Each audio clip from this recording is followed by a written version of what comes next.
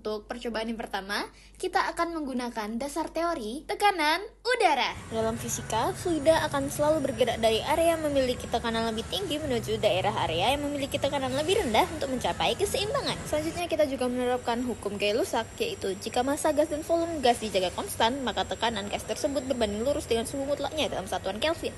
Next, alat dan juga bahan yang kita perlukan.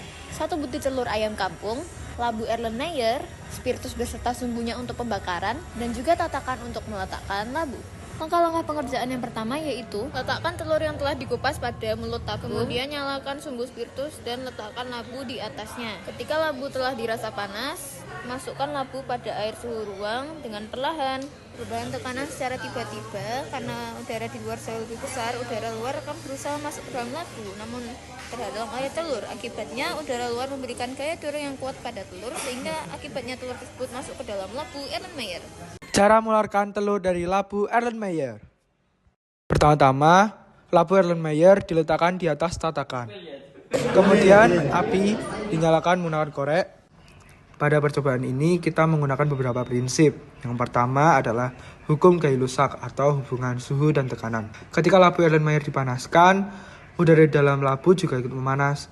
Menurut hukum Gay-Lussac, pada volume yang tetap, tekanan gas berbanding lurus dengan suhu mutlaknya. Saat dipanaskan, molekul udara bergerak lebih cepat dan menumbuk dinding labu serta bagian bawah telur dengan lebih kuat.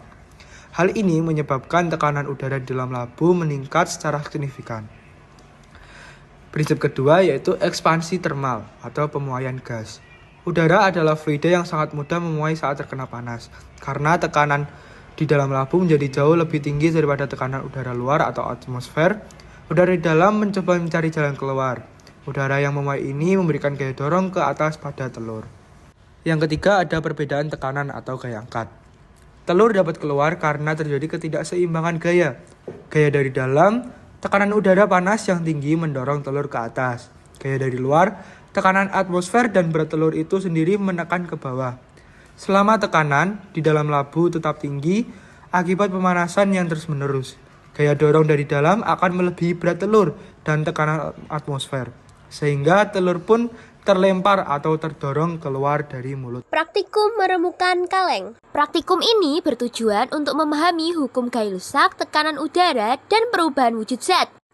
Yang pertama, hukum Gay-Lussac. Hukum Gay-Lussac menyatakan bahwa pada volume tetap, tekanan gas berbanding lurus dengan suhu mutlaknya. Artinya, jika suhu gas meningkat, maka tekanannya meningkat.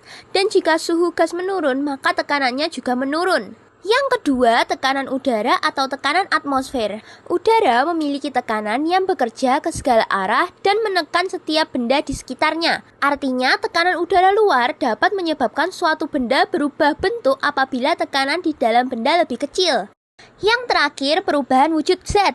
Zat dapat berubah wujud akibat perubahan suhu, seperti cair menjadi gas atau penguapan, dan gas menjadi cair atau pengembunan. Apa saja sih alat dan bahannya? Kaleng minuman kosong yang tipis, korek api, lampu spiritus yang berisi spiritus, penyangga spiritus, kawat kasa, kain lap, dan baskom berisi air. Pertama, kita siapkan alat dan bahan. Isi kaleng terlebih dahulu dengan sedikit air, kemudian nyalakan api menggunakan korek. Letakkan kembali kawat kasanya. Lalu, letakkan kaleng di atas kawat kasa. Tunggu kaleng hingga panas dan air menguap. Setelah kaleng panas, masukkan kaleng secara cepat ke dalam baskom yang berisi air menggunakan kain lap. Kemudian amati perubahan bentuknya. Oh ya, jangan lupa matikan apinya ya. Nah, bisa kita lihat hasilnya adalah kaleng menjadi remuk. Kaleng bisa remuk karena perbedaan tekanan udara. Saat kaleng dipanaskan, air di dalamnya menguap dan mendorong udara keluar. Ketika kaleng panas dimasukkan ke dalam air, uap air mengembun sehingga tekanan di dalam kaleng menjadi sangat kecil. Tekanan udara di luar kaleng yang lebih besar kemudian menekan dinding kaleng ke arah dalam sehingga kaleng remuk. Jadi, kesimpulannya, kaleng dapat remuk karena tekanan udara di luar kaleng lebih besar daripada tekanan di dalam kaleng. Semuanya, pada kali ini kami akan melakukan percobaan balon yang dipanaskan dengan korek api, di mana kami membandingkan antara balon berisi udara dan balon berisi air, di mana kami menguji prinsip demonstrasi klasik, perpindahan panas, kapasitas kalor, dan konduktivitas termal. Mari simak percobaan kami kali ini. dan bahan yang kami gunakan diantaranya yang pertama, 1 buah korek, 1 buah balon yang berisikan udara, dan 1 buah balon yang berisikan air. Kita lihat, balon yang berisikan udara ketika dipanaskan dengan korek, balonnya akan meletus. Hal ini dikarenakan udara adalah konduktor panas yang buruk.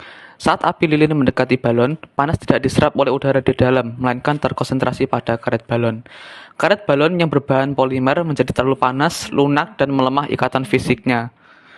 Udara di dalam balon kemudian memuai, meningkatkan tekanan internal, yang kemudian karet yang sudah lemah tidak mampu menahan tekanan ini, sehingga balon menjadi meletus. Sedangkan balon yang berisikan air itu ketika dipanaskan dengan korek tidak meletus. Hal ini dikarenakan air memiliki kapasitas panas yang sangat tinggi. Artinya, air mampu menyerap energi panas dalam jumlah besar tanpa mengalami kenaikan suhu yang signifikan. Dan karena air menyerap sebagian besar panas, suhu karet balon tetap di bawah titik lelehnya, sehingga balon tidak meletus. Dan kesimpulan yang bisa kita ambil yaitu, balon berisi udara meletus karena panas terkonsentrasi pada karet. Sementara, balon berisi air tidak meletus karena air menyerap panas dan mencegah karet mencapai titik lelehnya.